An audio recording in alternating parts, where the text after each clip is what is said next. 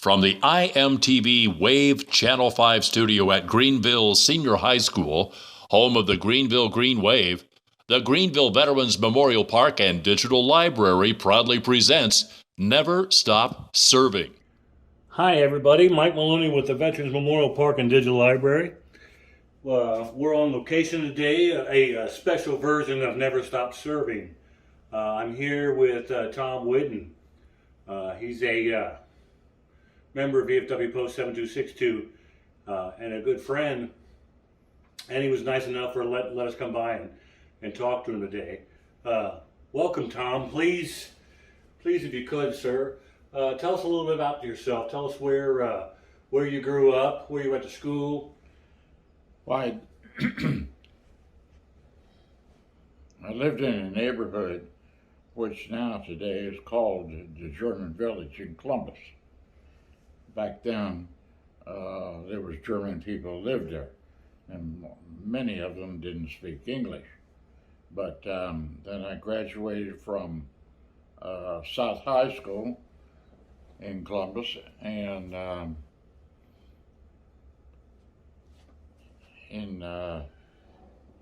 when the war broke out, World War II broke out, and You were in high school, sir, then, when World War II broke out?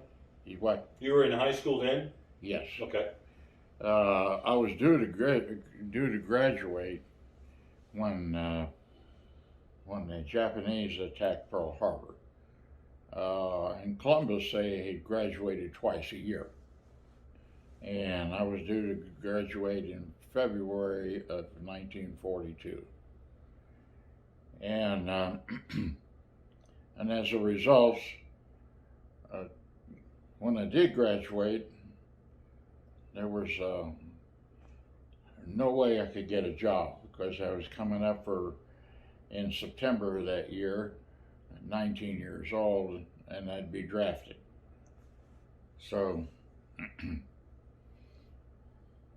not having too much to do and that sort of thing, and I wanted to get into the Navy and be a Navy pilot, and they had a program called V-12. And the V-12 program was where they selected people for pilots. When talking to the chief, he said I'd be drafted before I got called, because they weren't taking everybody from the same location. They were taking quotas from various cities. What, pilot candidates? Yeah. Right. And then when I left that office, there was a Marine sergeant standing down in the hall in the post office. So I went down and talked to him. And I thought maybe I stood a chance of getting into the air wing. And he couldn't promise anything. So there was three choices, and one of them was sea duty, the other one was courier work, and FMF. That's Fleet Marine Force. Mm-hmm. And lo and behold, I ended up in FMF, and went to boot camp in Parris Island. What's the date of that? Do you remember the date you went to Parris Island? Roughly month and year? That was in May of 42. 42, okay. And went to boot camp, completed boot camp, went to Camp Lejeune, and then was transferred to Quantico, Virginia. I ended up being a sniper, and they did the training for snipers in Quantico. that's where they trained the FBI Right. as well. Right. And so the reason for that was rifles that we had did not have scopes. We had to open sights. And All the snipers were like that all the snipers didn't have scopes? Yeah. Really? Yeah. Hmm. So we worked on long range shooting for the rifle at the time. That was an M1. And so we worked a couple of weeks on that, and then I came back to Camp Lejeune, and then we boarded a troop train and went to Camp Pendleton on the West Coast. And So you took a train from Quantico? yeah. Or back to, I'm sorry, from Lejeune to... You what? So you went from Lejeune to the West Coast? Yeah. Right. Now, let me ask, in Quantico, was the FBI training there back then? Yes. Okay, so they were, the FBI was already established there. Yeah. And second, back on the scopes, did any snipers in World War II have scopes? Because the reason I'm asking is, Saving Private Ryan... There was some very famous scopes, snipers. but we didn't have any. You didn't have any, okay, all right. And That's interesting. one of the reasons was the M1 rifle was all going to Britain, Right. and we were using Springfield bolt action. Ah. And then when we got to Pendleton, they took those away from us, and we got an issue of M1 rifles. And so the training at Quantico was with an M1 rifle. Right, okay. All right. So now you get to Pendleton, what happens next? So when we boarded ship in Pendleton, we had to wait because ships were scarce and there wasn't too many around. And then after we boarded ship, we went to Pearl Harbor. Hmm. It took about 8 days to go to Pearl Harbor, and we had to arrive in the daylight so they could open the submarine nets and let us into the harbor. Hmm. And then they closed the nets after we arrived. So the camp was set up in Pearl Harbor, and we, in arriving there and going ashore,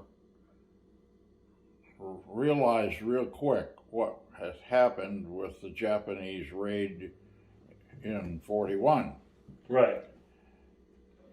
The lagoon and so on had ships that the captains grounded in the beach because they would be sinking in the harbor and the harbor would be closed. So they run the ships, those that could try to get away, into the beaches. They beached them, yeah. Right. However, a lot of ships so in were 42 you could still see that then, right? Mm-hmm. Oh, right on, okay. And a lot of the ships were sunk. Right. They had to be cleared out and that sort of thing. Hawaiian people were not engineering type people. They were more sugarcane and pineapple. Right. So they had to get people from the United States to come there and do work. And they got the Seabees in, and they leveled off the landing strips and filled in the bomb craters and all that sort of thing. Mm-hmm. then there was a lot of airplanes burned up. Buildings burned, cars, trucks were burned, and so on. Then the Hawaiian Islands was put under martial law. Was it? And the reason for that was they didn't have the police force. And they were not sure that the Japanese didn't put troops on the islands. Oh, absolutely, I can see. Because there wasn't Hawaii was not heavily populated. So it could be on the islands and never be seen. Right. So then the word was, when we done the sentry work in Honolulu and places like that, the word was, if somebody gets out in the middle of the night and lights a cigarette, that travels a long way. And you were to shoot them. Don't talk to them, don't say anything, just up and shoot them. And as a result, nobody got out at night. I guess not. So, but they finally salvaged enough parts from some of the burned out aircraft to put 2 airplanes together. And that's all we had in Pearl Harbor was 2 planes. 2 aircraft. At that time. Wow. So they cannibalized everything else. Yeah. And made 2 aircraft out of it. Yeah. Wow. And that's very interesting to me, because I've never heard that before, that they were concerned about Japanese being on the island. Yeah. After Pearl Harbor. That makes perfect sense to me. How many Marines were there before your all troops showed up? Well, I don't know how many. Not sure. Yeah. How many Marines there, because. But when you showed up, were you waiting for transportation, or did you guys actually start a defense there? We had the transportation we had was jeeps and personnel carriers. Right. Of course, there were some 6x trucks. Right. But some of them had been cannibalized to make others run and so on. So a lot of that work was going on before we arrived. Gotcha. But did you guys actually set up defense in Hawaii? Were you guys part of the defense of Hawaii then?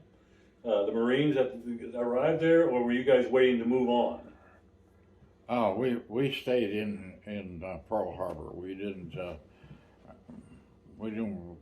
leave there until later on. We left there and we went to the Mariana Islands. And after the Mariana Islands, we come back to Pearl Harbor. Right. That became our base for a while. Right. And so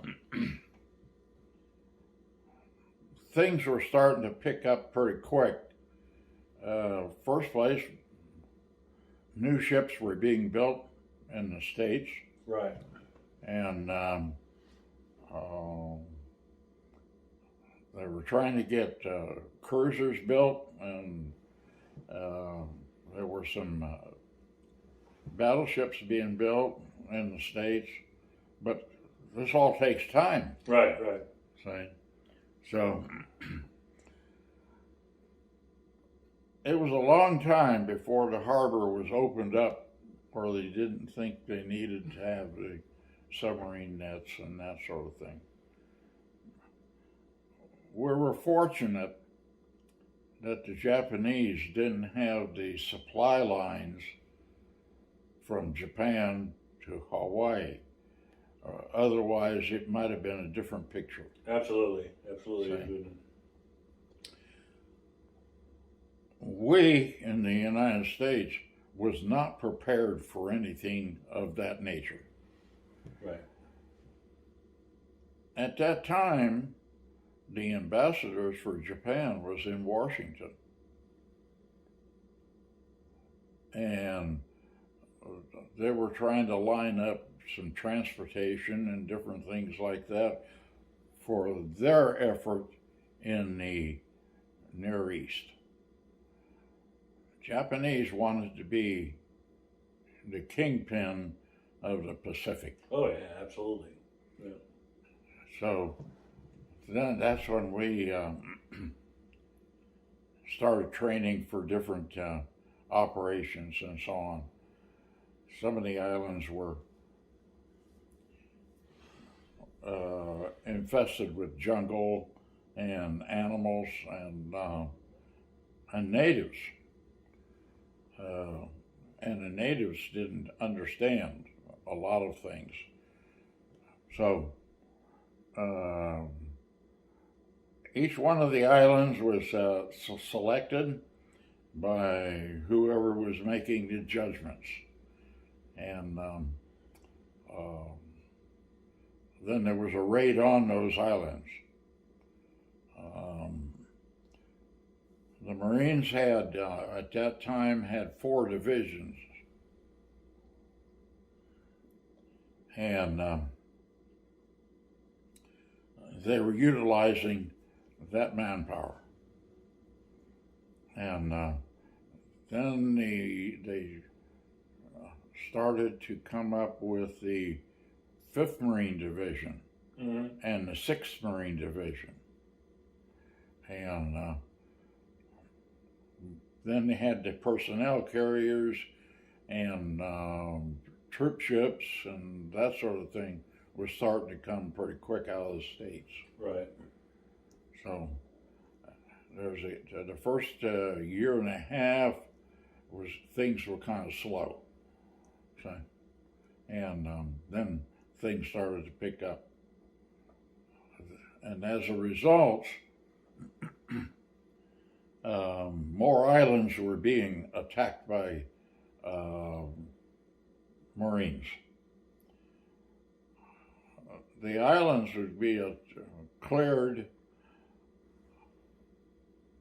in 4, 5, maybe 6 weeks. And then the Army came in with garrison troops and finished it up, cleaned it up, and that sort of thing. And we left and then went on to the next, the Marines went on to the next island. Not necessarily the same unit that I was in, all different units. But by that time, they had the 2nd Marine Division was in Hilo, and then the 4th Marine Division went to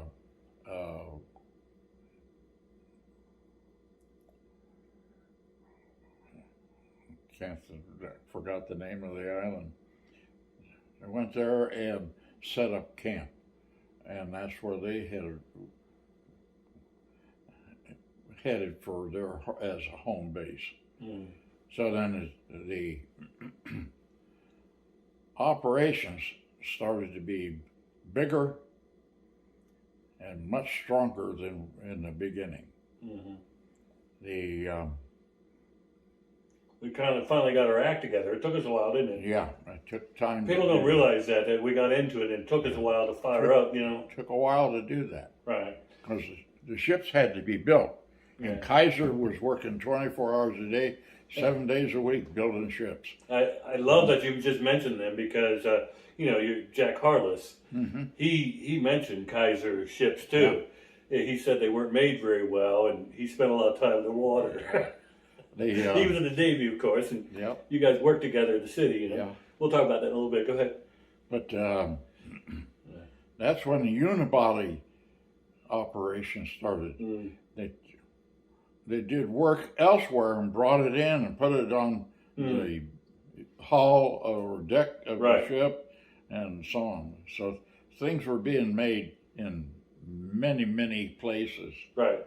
And then brought in. I'm glad, Tom, you brought that up because that's actually when we started making parts elsewhere and putting them together elsewhere. This is where we learned how to do that in World War II. I'm glad you mentioned that. And Kaiser was big in that operation. Right. There were ships being built on the East Coast and the West Coast and that sort of thing. So even in Florida and the Gulf of Mexico was being, Right. they were building ships and trying to get them in a position where you could be transported. Right.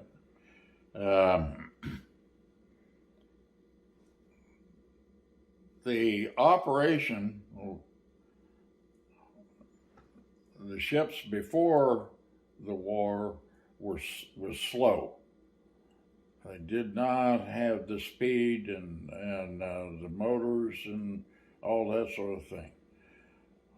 They become a little quicker as the time went on. They got better and so on.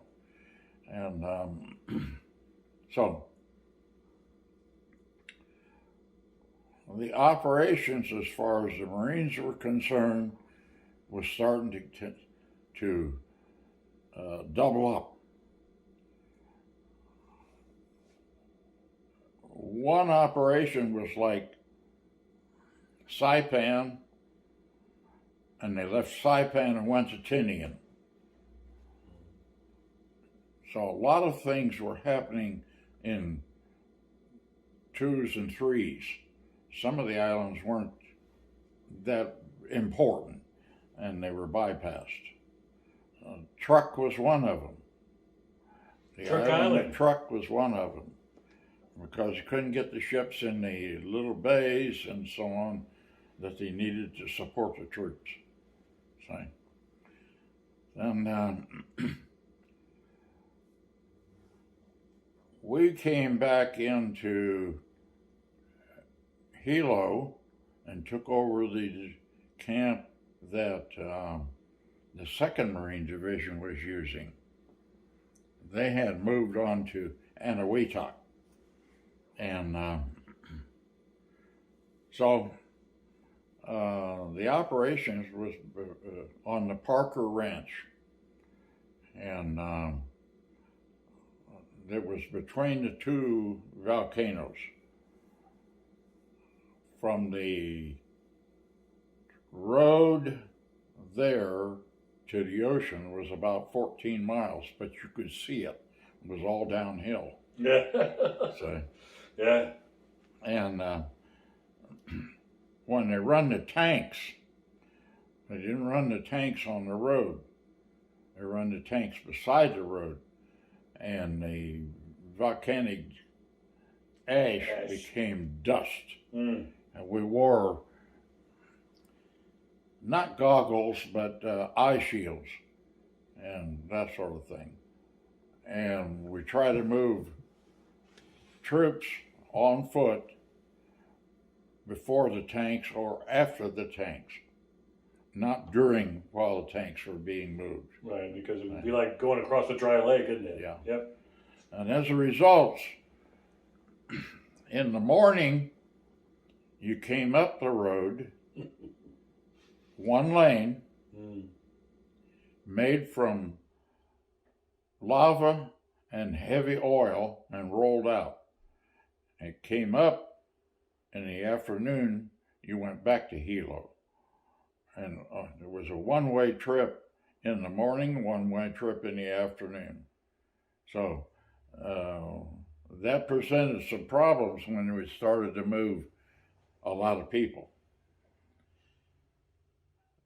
As a result, we used the camp and done our artillery work and that sort of thing, and used that as a range. Then you take 22,000 people, and the water supply for Hawaii to Kona, a little town of Kona. Mm-hmm. They had water there, but they did not have the supply for the amount we needed. So they put on a digester down at the beach and purified the salt water and pumped it up over the island to where we were. And that was left intact because he left it for the village. See? And then we moved from when they started to get more activity as far as invasions are concerned. We moved from Hilo and went to Anahuac. From Anahuac, we were on our way to Saipan. We were going to invade Japan. Right. After Iwo Jima, we were going to invade Japan. And we started practicing for that. And you practice on Saipan? And then we went to Saipan. And on the way to Saipan, they dropped the atomic bomb. And were you on a boat when the bomb was dropped? Yeah. Yeah. We were still out 3 days out in the ocean yet. So when we got there, we had the 4th Marine Division, ourselves, and the 3rd Marine Division, and Army units and so on for this invasion. And ships as far as you could see. All kinds of ships. And we're about to bring in the business, weren't we? Yep. For our division, right, which was the 5th Marine Division, they had 4 hospital ships, 14 operating rooms on each ship. And there was other hospital ships for the other divisions as well. So when they dropped the bomb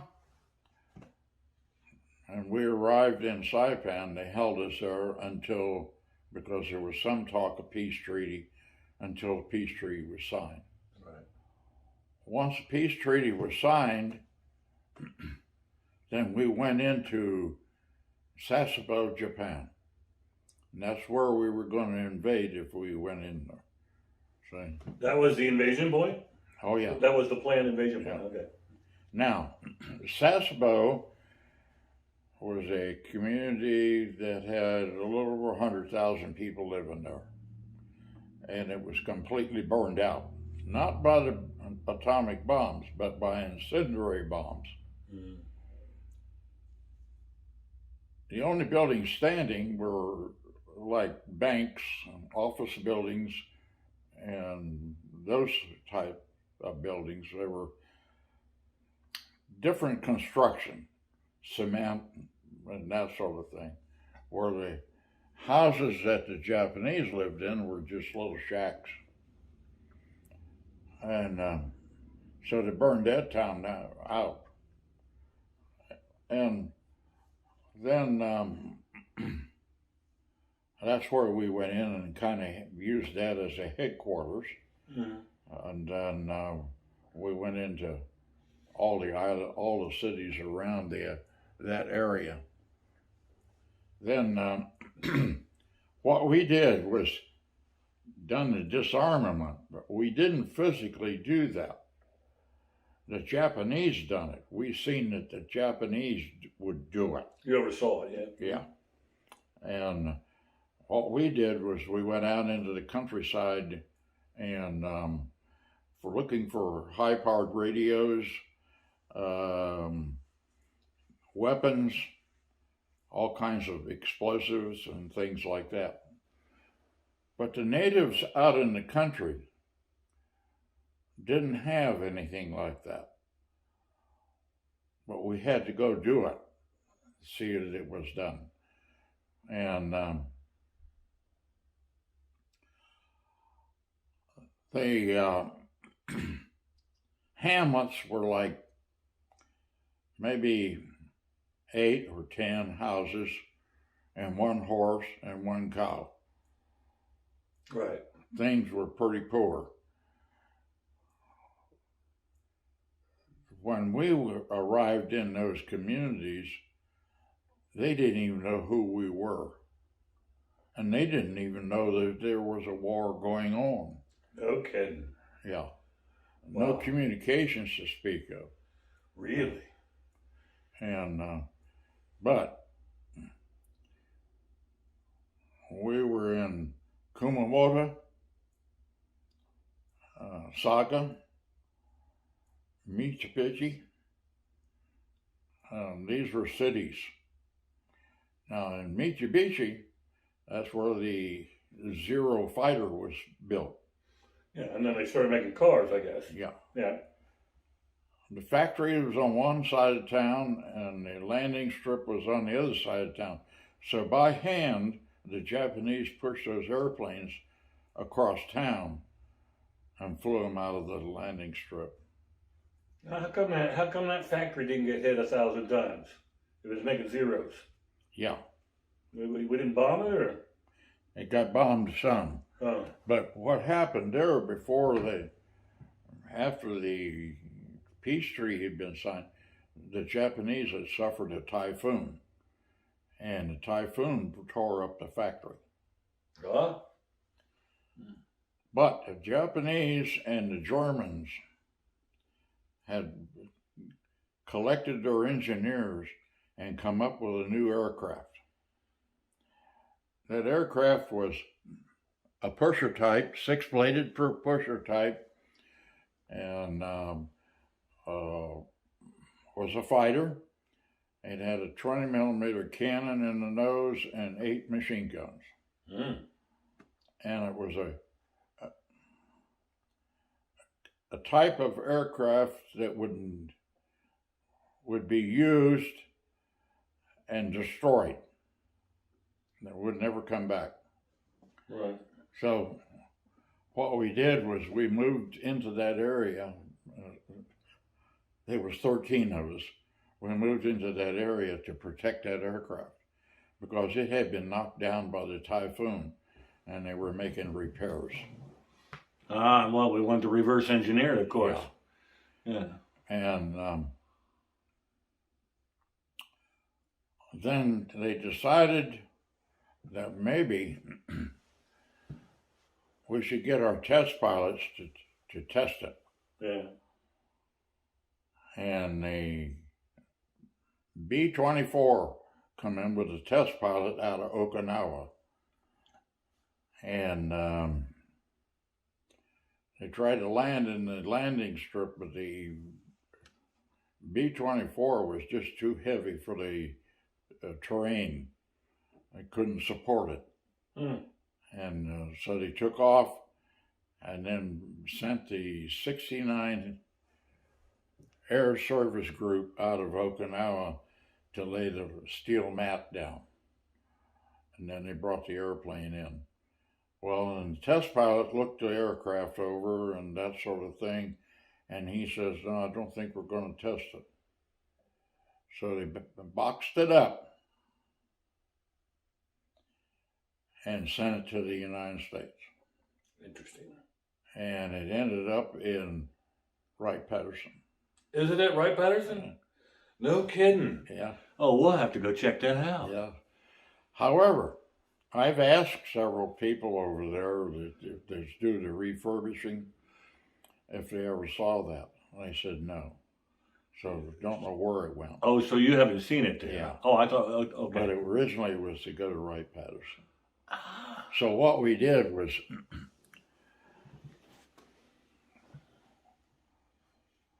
we called the camp and that sort of thing with the radio and had to report every other day.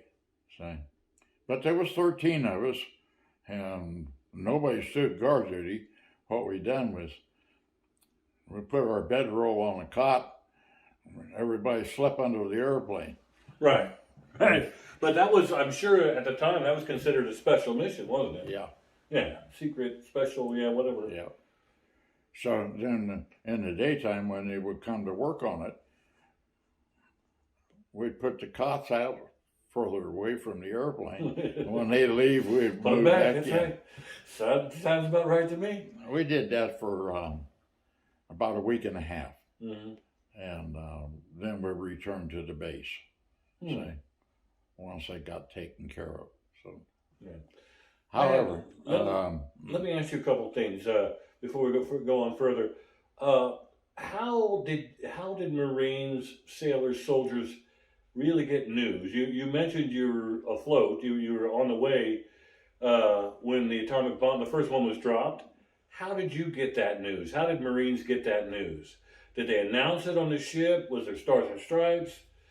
I know there's Stars and Stripes, but how current that was? How did you find out the bomb was dropped the first time? Personally, when we were in the base, it was simple because they got the information from the ships and that sort of thing. But when we were out in the field, we used the generator, hand generator. Right, hand generated. Okay, hand crank. Yeah. Send messages and receive messages. See? Okay. But we did some of that, but not really a whole lot of it. So, and then there were some other things that took place, like between Christmas and New Year's that year, and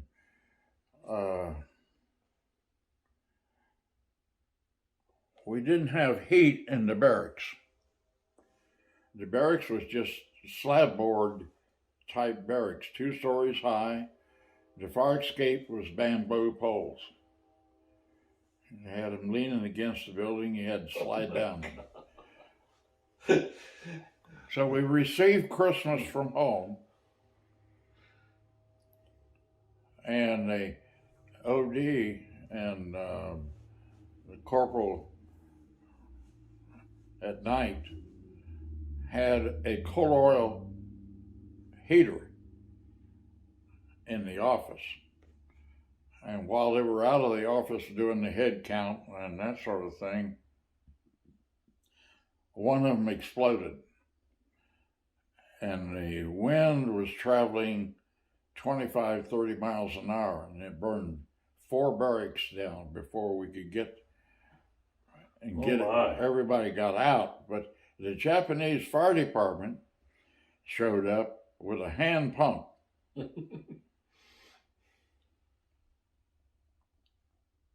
And you could personally make a better stream or a bigger stream than they could with that hand pump. So, anyway, we got burned out, and we had to go into tents and get split up and that sort of thing. So, but that did happen. Mm-hmm. So it was some officer with a heater burnt the whole place down, wasn't it? Yeah. So, however, then things started to kind of relax a little bit. The Japanese had acetylene torches, and they were cutting the barrels up of the big guns for their ships.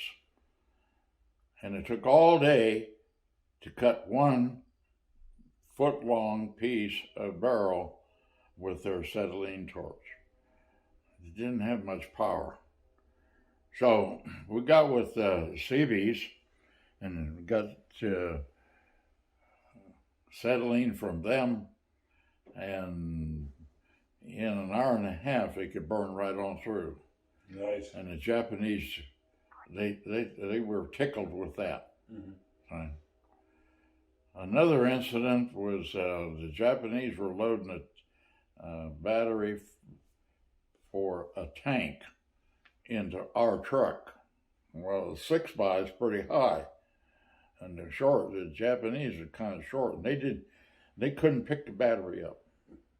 So one of our guys went over and picked the battery up and threw it up in the bed, and they couldn't get under. They had to feel his muscle. Yeah, interesting. Yeah. Very interesting. So how long total Well, first, let me ask you, how many islands were you actually on? I know there was a lot of island jumping, but how many were you actually on through that? All of them, or Me personally, 3. three? Okay. But I know there's a lot of jumping and, Yeah. and hip, See, actually leapfrog, you know. The first island that the first division Right. went into was only 250 miles from Australia, so it was pretty far south. The Japanese was really getting big, Right. Right. so then they had started there and started working north, Right. okay, with the idea of going to invade Japan. Right. And then how long were you in Japan after the occupation? Obviously there's an occupation there. How long were you there? We got there in September, Yeah. and we come home in April. Oh, We left there in April. that's not actually not Yeah. too bad. So then you took a ship back Yeah, from Japan back to the United States? we took a ship, boarded a ship, and went to Pearl Harbor, and then refueled, and then went into San Diego from there. So you came back to San Diego. Let me back up just a little bit because I know. Tell me, you were injured in Pearl Harbor, right? Injuries? Yeah, you were injured. We were loading ship. This is at Pearl Harbor before you took off, right? Yeah, we Yeah, go ahead. were loading a ship with ammunition. The Navy was using landing nets,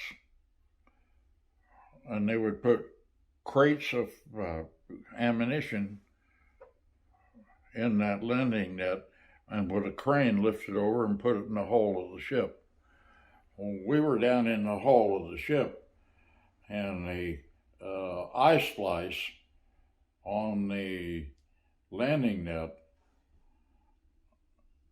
wasn't too secure, as we understood later, and it slipped, and that end dropped down, and all the ammunition slid out. And we were in the hole, and there was no place to go. So some of the guys got hit. I got a couple crates of ammunition bounced off of me, and that sort of thing. I ended up in the hospital at IE Heights. Yeah. For those of you who don't know, ammunition crates are immensely heavy. Yeah. And to have that, falling on you from above, that must have been right. quite an incident. How How many people were injured in that? Any? There was 8 of us down in the hole, Yeah. and there was 3. I think it was 3 or 4 injuries. Right, 3 or 4. I think there was some smaller injuries. They didn't have to go Sure. to the hospital or anything like that. But where did you get hit at? Where did the ammo crates hit you at? Did what? Where on your body did the ammo crates hit you, or how were you injured? You? I tried to get as close to the bulkhead of the ship as I could get. Right. But when I turned faced it, and it came down, bounced off of other crates, and caught me. Yeah. It didn't fall directly on me. Oh, I see. Okay. It's been bouncing, right? Yeah. And you were in the hospital how long for that? It injured my back. I ended up going to the hospital, and they did surgery there and that sort of thing. And then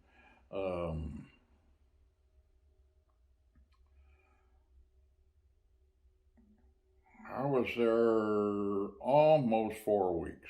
Wow. Okay. Wow. Yep. So then went back to the unit, Right. which was down in Hilo. Right. The unit was in Hilo then. Okay. Super. So now let's we'll fast forward back to San Diego. You're back in San Diego. Yeah. And what? You got out and decided to go back to Ohio, or what? Well, when we arrived in San Diego, we got our sea bags, and on the dock, we opened ranks and then had to pour everything out of the sea bags out on the dock. And then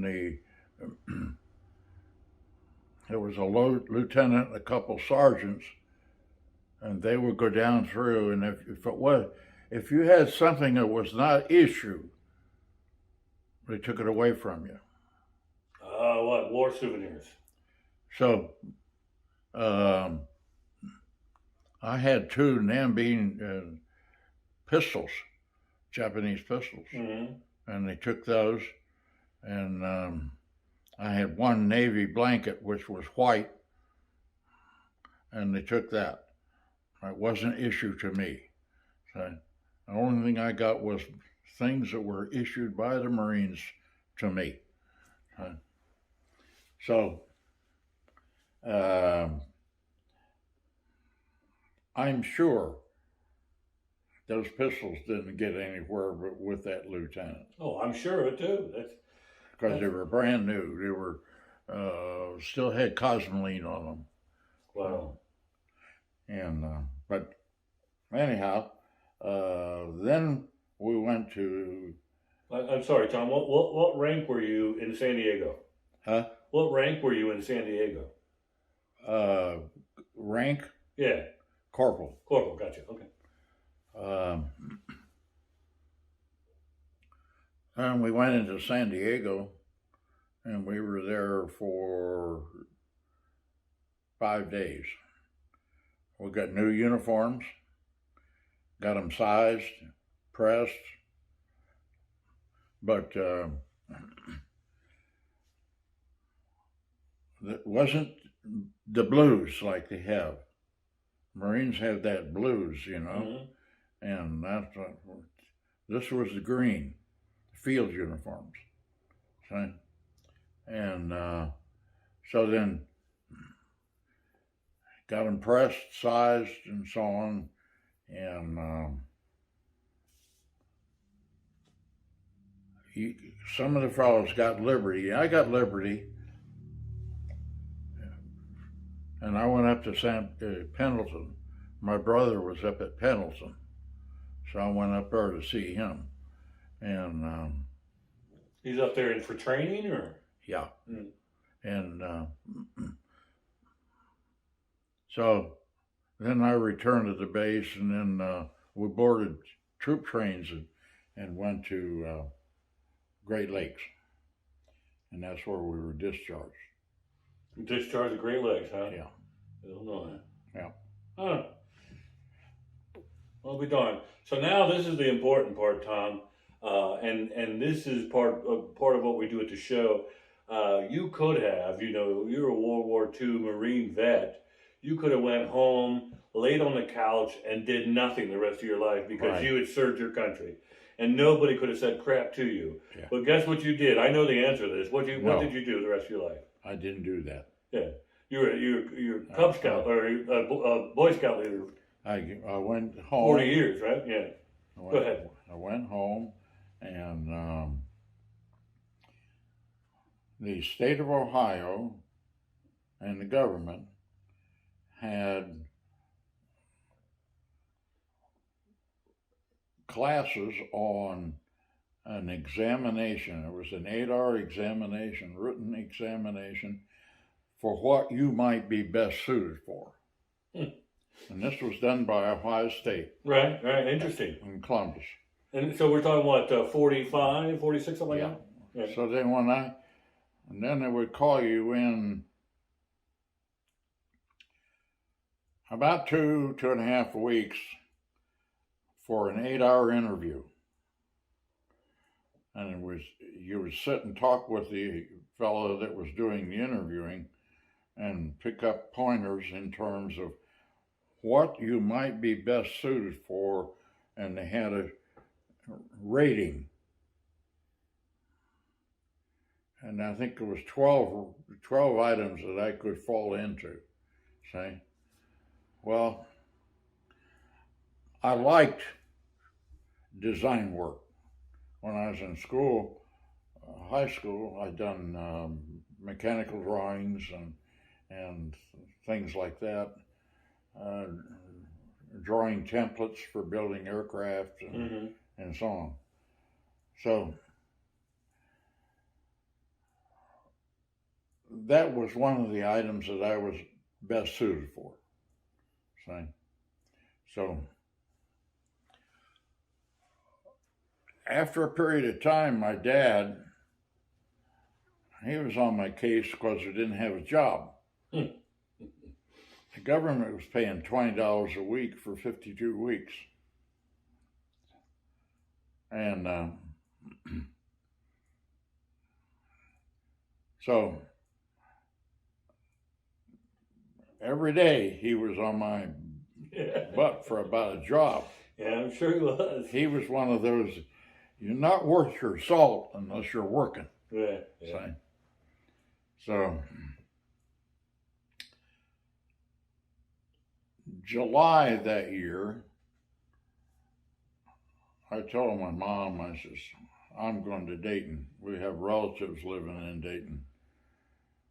So I'm going to go to live in Dayton and get away from him because he and I are going to have problems. Okay? So that's what I did. It's a natural order thing, leaving your father, being your own man. So then, that was right before NCR shut down for 2-week vacation. So I went out there and applied for a job. My aunt said, that's the best place to work at that time. So I went out there and applied for a job. Well, I got a job as a machine hand, which I didn't particularly like. But I went to work, and the longer I worked at it, the more I became very adamant about going to school and that sort of thing. So I went to Sinclair and took up tool drawings and design work and all that kind of stuff. And I finished the 3-year course with that. And then you use the GI Bill with that, or? Yeah, Awesome. yeah. For those of you watching too, NCR, National Cash Register. Yeah. It was Dayton, Ohio. Yeah. And once I had got involved in procedures,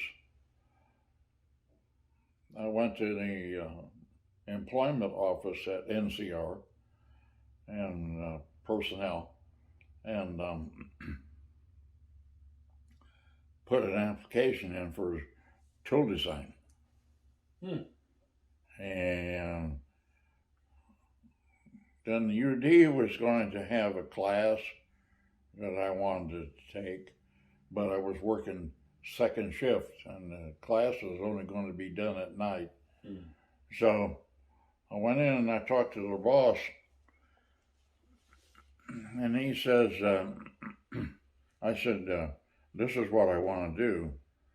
I said, is there a possibility I could work days and go to school at night? We got a machine out there that well, I can't keep anybody on. So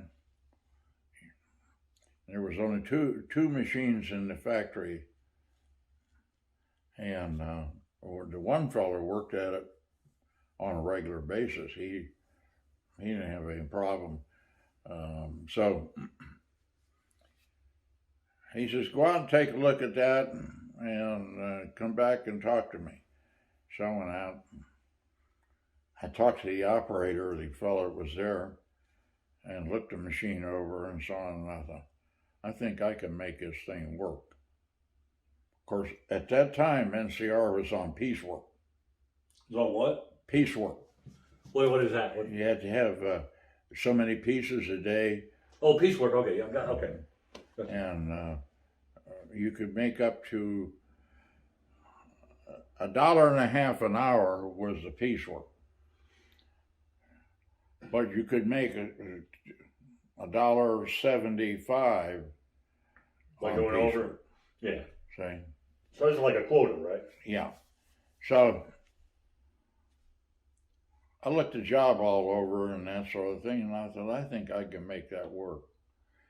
So I went in and I told him, I'll take the job. So as a result, I got a chance to take that class. Right? And in the meantime,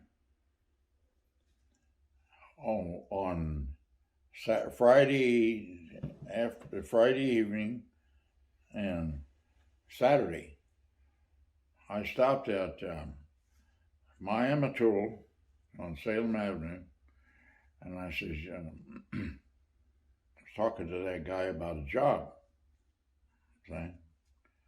And he says, oh, I don't need anybody. I says, you wouldn't hire me for 50 cents an hour? Oh, I can't do that. So a couple of weeks went by and he called me on the phone. So I went and stopped in. He says, did you mean 50 cents on the hour? I said, yeah. I said, I don't need the money. Mm-hmm. I need the experience. Yes, that's right. See?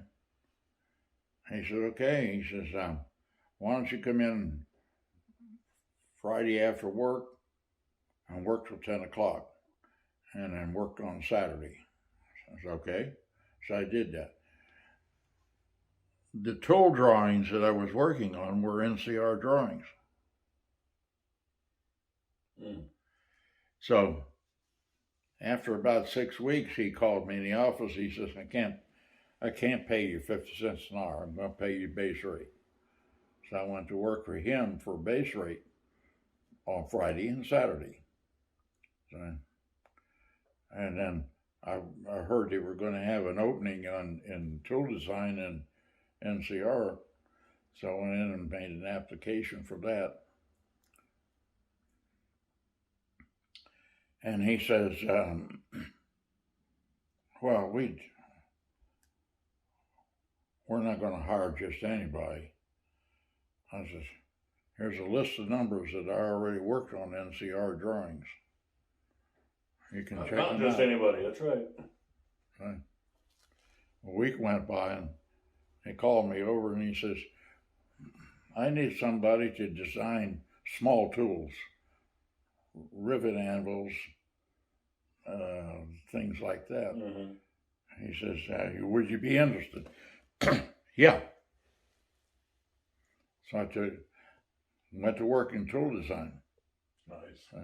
Working on small tools, but it wasn't long. I was designing molding dies and steel cutting dies and drill fixtures and silk screen and all that kind of stuff.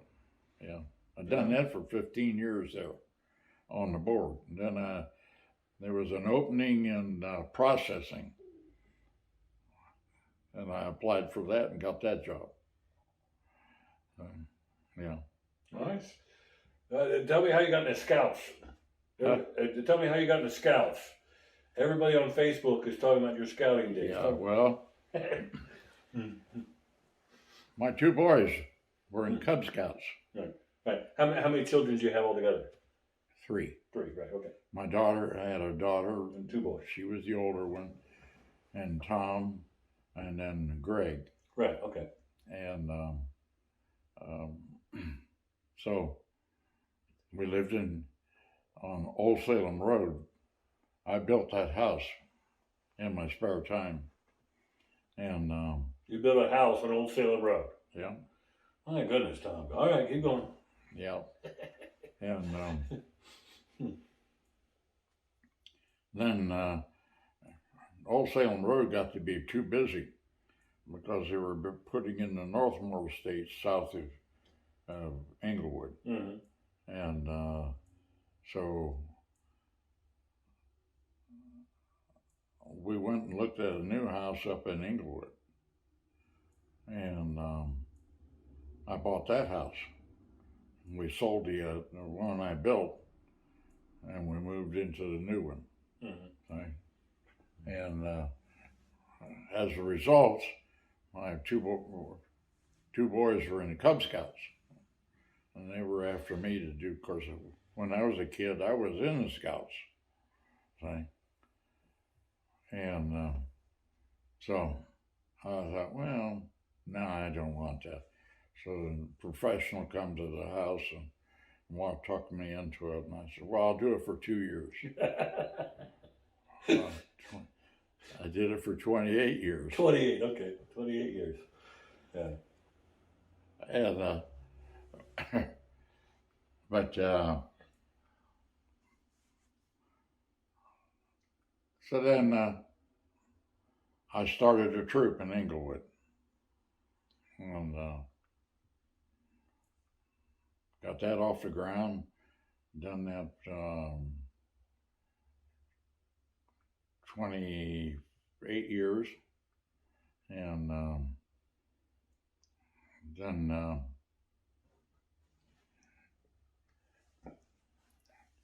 I got laid off at NCR after 30 years because I was coming up for 55 years of age, and they didn't want to pay the hospitalization and insurance. Mm-hmm. It was a financial thing. Yeah. So You were too expensive. yeah. Cutting costs, yep. So I ended up working for Dayton Consulting Company, Mm-hmm. and done jobs in factories, processing, tooling, all kinds of things. So still in the same line of work that I was doing, but actually going out and checking it out and writing orders and so on. And so I worked in all General Motors factories one time or another. In fact, a couple of them I worked 3 times in it. And so I'd work 9 months a year, take summer off. Yeah. So, and when I took summer off, I went to,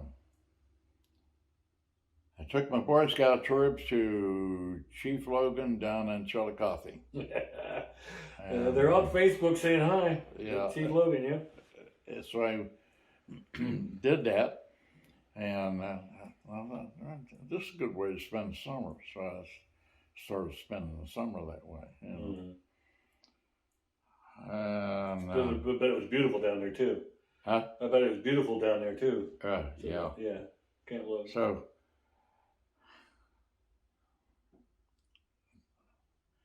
this is a camp out of the Columbus, Ohio district.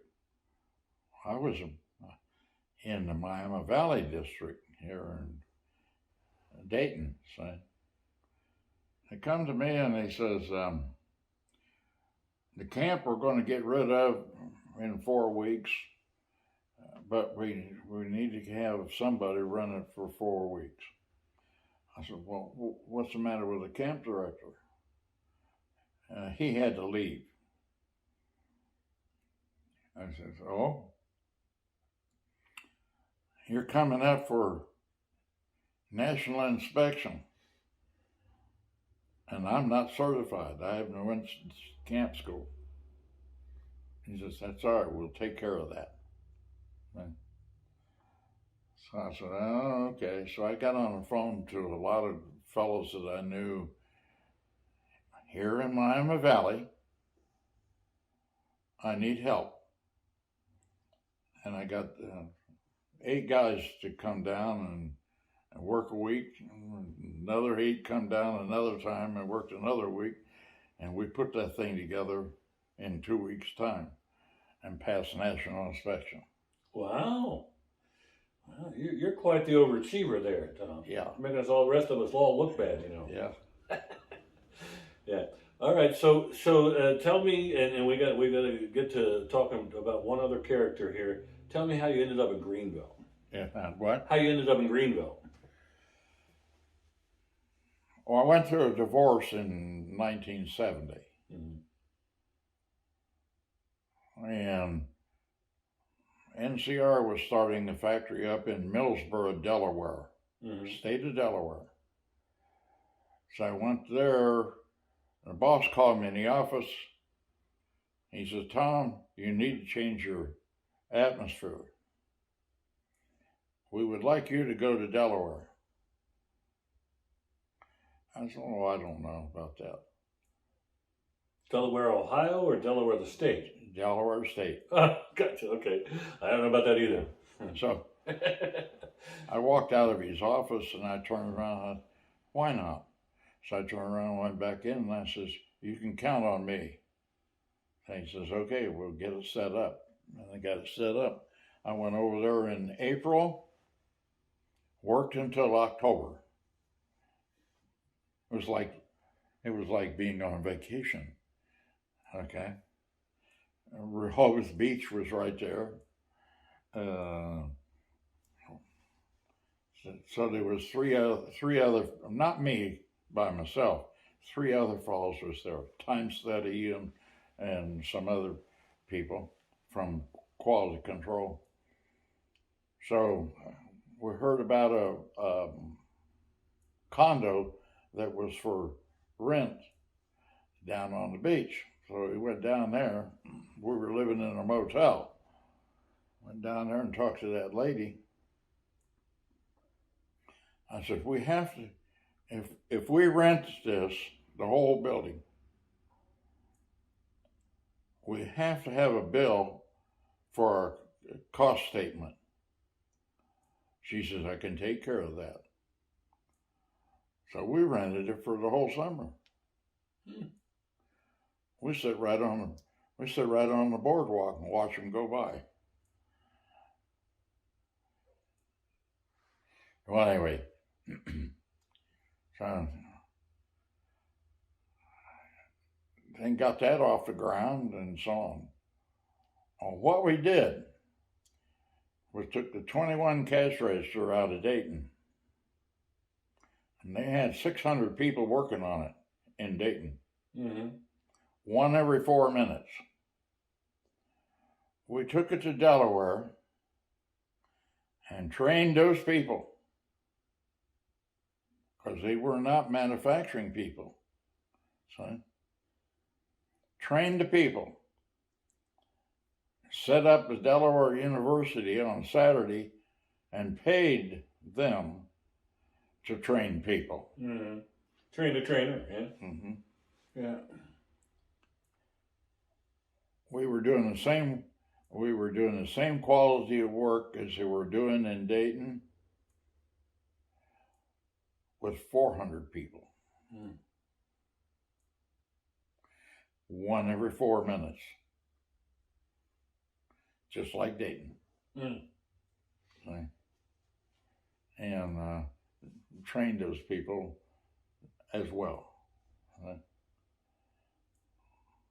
So that ended up being a pretty good job. So then I come back to Dayton and I went to work in Dayton. And then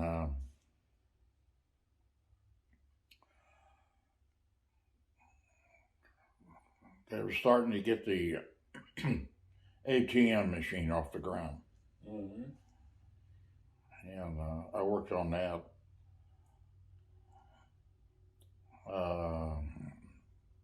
Went to California, worked in California, NCR factory there, and trying to get them on board with the ATM. See? Bank of America wanted something a little different. Same machine, but appearance to be different. So I worked with them on that and so on. And every Wednesday I would call my boss and tell him, give him a stat report. And that year he says, Tom, I hate to tell you this, but as of the 28th of February, we're not going to need your services anymore. What did you say? That's awful. He repeated it. So I carried a TWA NCR credit card. Mm-hmm. And so I says to the girl, I put the card down, and I says to the girl, I says, get me a flight home. I don't care whether it's first class or just anything. So I come home, Mm-hmm. walked in the office the next on Monday morning, and he says, boss looked up and he said, what are you doing here? I said, oh, wait a minute. You told me on the phone Wednesday that I'm not going to be here after a month. And you want me to make decisions in California for somebody that's going to take the job over. It's a new job. Right. Let them make their own decision. Mm-hmm. So that's what I did. And then when CAD CAM was started to come into the picture, as computer assist and so on. Well, I didn't know anything about that, you know. So, and so I applied for jobs and didn't get them because companies were starting to make the switch over. Mm-hmm. See? And so I went to Dayton Consultant and went to work. I worked for them on contracts. See? And that worked out good. Yeah. And that brought you to Greenville, or? Well, then, Mm-hmm. when I come back out of Delaware, when a fellow I knew lived up here, he says, Tom, why don't you come to Greenville? Well, I sold a house in Inglewood. Mm-hmm. So he said, why don't you just come up here to Inglewood, or up here to Greenville? And it'll get you away from all the things that you had problems with down there. Mm-hmm. I says, okay, I think so. That's how I come up here. So that was in 1972. Right. So I come up here and still worked at NCR for a while before I got laid off, and then I went to work with a consulting company. Yeah. Excellent. So I've been here ever since. Right, but you and Jack are famous for working together at the city too. When did that happen? Jack Harless and you. But he was the mayor. You worked as an engineer. Yeah. Well, I was thinking about retiring, Mm-hmm. and Harless had gotten the mayor's job Mm-hmm. in the election, and he come to me and he says,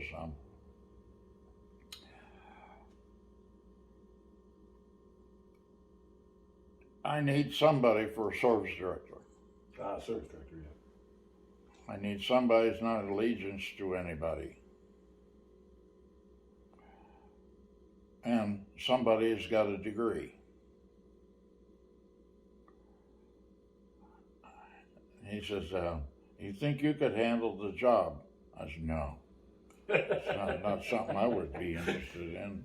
You know, politics wasn't the thing for me. That's just going to make him want you more. Yeah, so then I got thinking about it. Standards I was accustomed to. See? Yeah. So I said, yeah, I'll take the job. So we had to get approval from city council. Right. And so on. Well, coincidentally, that took place. Josafar had the job, and they fired him. He was an alcoholic, and he got picked up driving home drunk. So I took the job from him, and then I worked 4 years at that. And then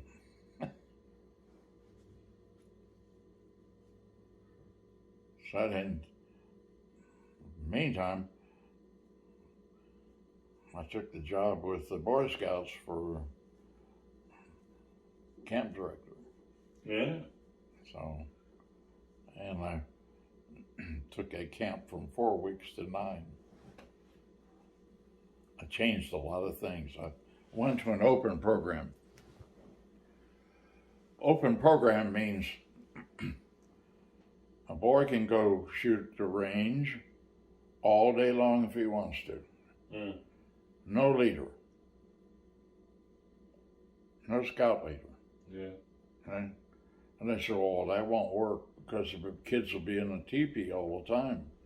Well, I went in a teepee and the trading post went in there, and there wasn't more than 6 boys in there any time.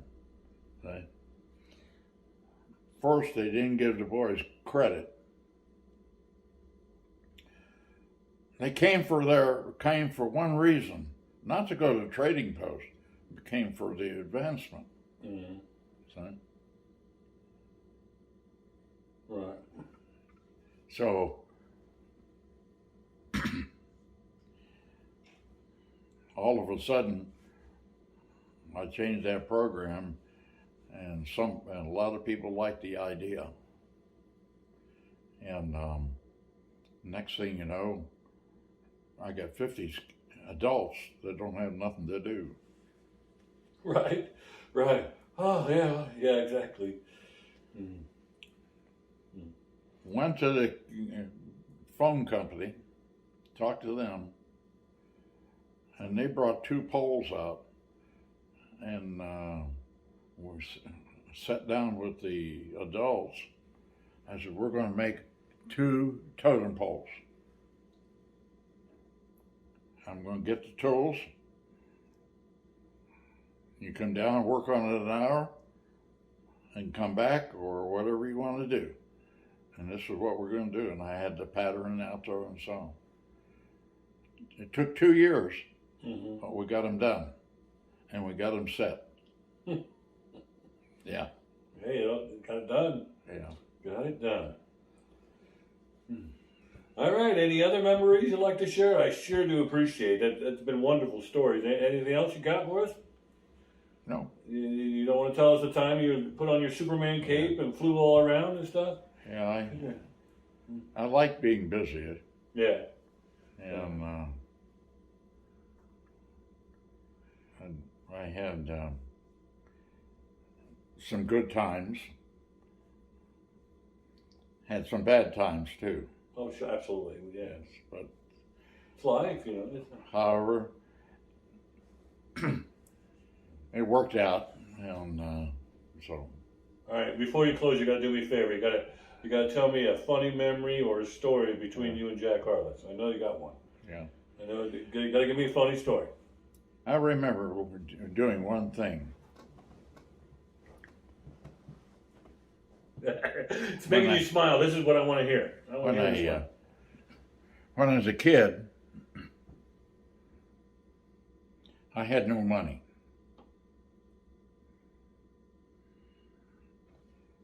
So I got a paper route. I was 13 at the time. I got the paper route, and Mom says, you don't need to do this. But I'll tell you one thing.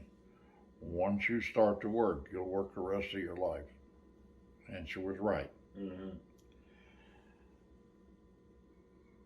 So, I had the paper route for a while, and got new. This is during the Depression now. Mm-hmm. Got new members to buy paper and that sort of thing, and I won a trip to New York City.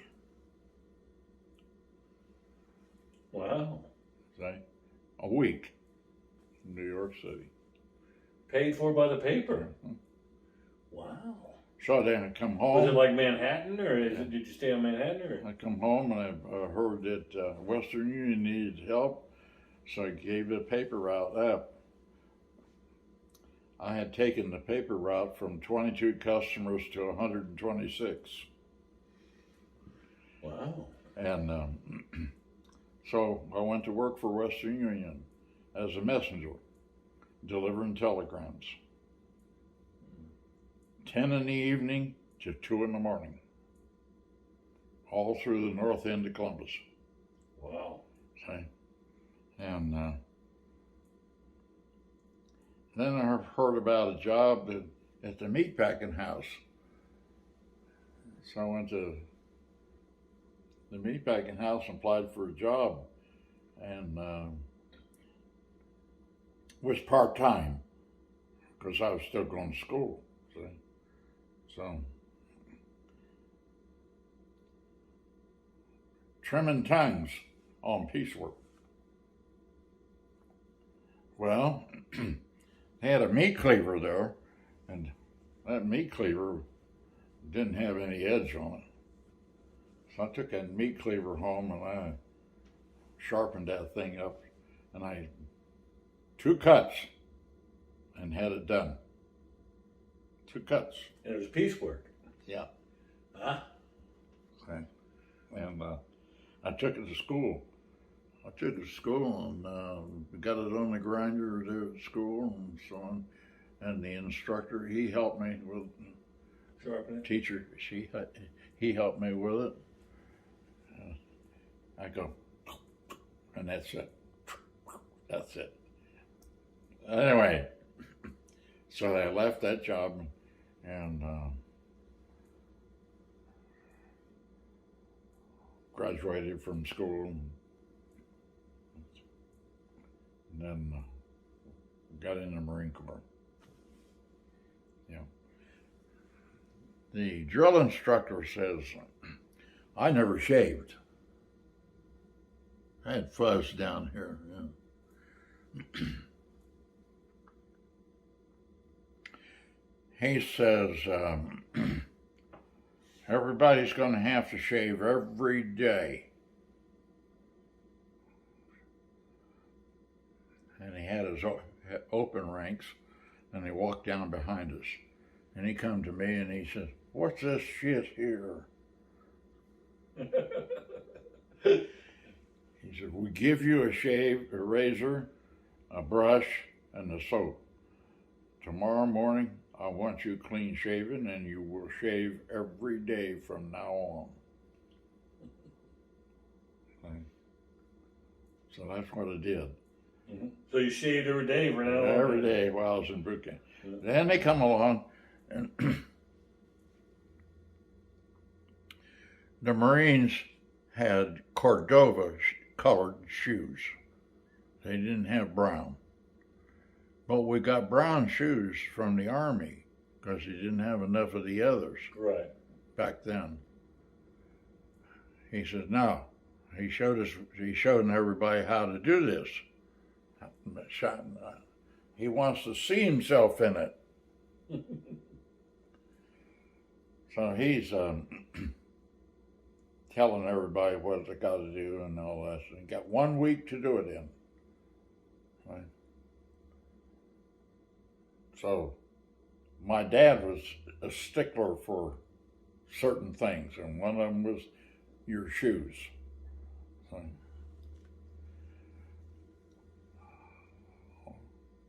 before you went to bed as a kid, you had to shine your shoes. And he showed you how. Mm-hmm. Every day. So I started working on it, and I went down to PX and bought a bottle of Bay Rum, about that big. And I started shining shoes. Well, when the week was up, I'm standing there, and he'd come along, and he's walked by, and he turned around, come back and looked. Where in the hell did you learn to shine shoes? Yeah. All these other guys from New York and places like that, they didn't know how to shine shoes. Looked like Hershey bars, didn't they? Yeah. He says, how did you learn to shine shoes? My dad taught me how. Nice. So, anyway, another incident was he had pup tents. You had half of it, and the guy had the other half. Shelter house, yeah. Well, being in the Boy Scouts, well, that was a piece of cake for me. Yeah. So we put that together and set that thing up, and so we're standing there, and that drill instructor come down through there. Where in the hell did you learn to shine to put a tent up? Yeah. So I was in the Boy Scouts, you know. Mm-hmm. He says, "What?" So next thing you know, you had to learn to pack your pack. And the pack come in two pieces. You had the combat pack, and then you had the overnight pack, Mm-hmm. and then the tent around it like so. So, well, that's another piece of cake as far as I was concerned. Right. So, as soon as it got all done, he says, "Where did you learn to do that?" I says, "In the Boy Scouts." He walked away. What did not did you learn in the Boy Scouts? Interesting. Yeah. Very good stuff. Very good stuff. Yep. First day in boot camp. We got off the train, got into the stock car, and the fellow that was doing this, he hollers at the driver, "Hey, Sarge, pick him up." So he accelerates and slams the brake on. We put 25 more in. Yeah. For those of you who don't know what a stock car is, it's like a cattle car. Yeah. Yeah. They actually still used them when I was in the Yeah. 80s, you know. Yeah. Stock cars, yeah. So we got to, it was Friday and it was at noontime. And we got off a truck and he says, "You see that archway over there on the sidewalk? I want you running for that, run down around the corner, and the doorway to the cafeteria is going to be right there." Mm-hmm. Right. So we'll run up there, run right there, and then there was a guy standing on the corner, around the corner, and he hits you in the gut with a poncho.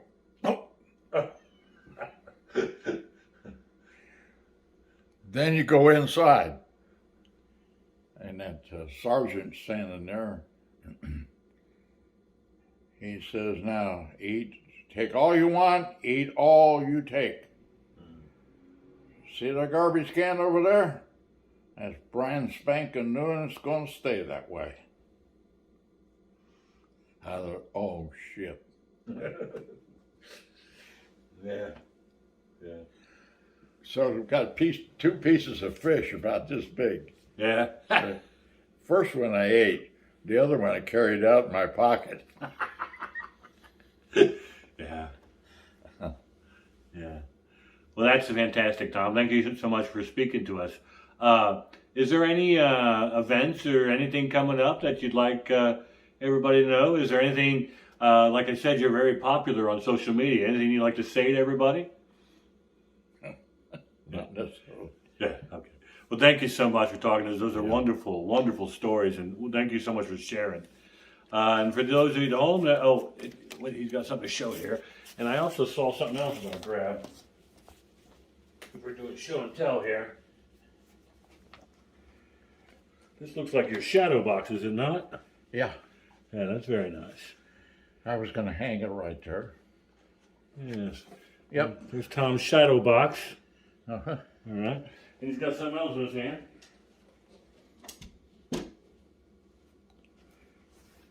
This is That's about what we did in Japan.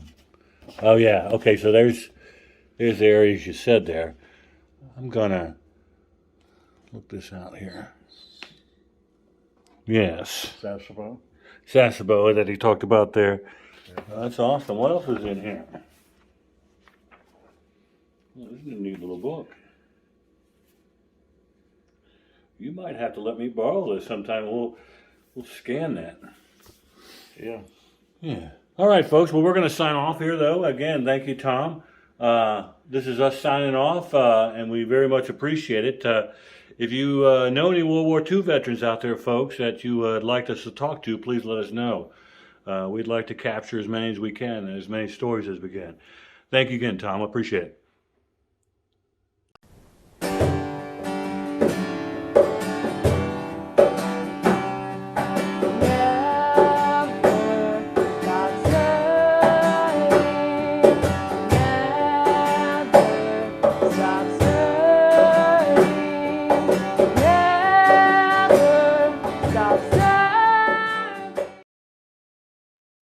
Thank you for watching. Please visit us on our social media sites. Please consider contributing to our mission in some way. Also, we are always looking for veterans and their families to share their stories with us. Be sure to join us next week for our next episode of Never Stop Serving.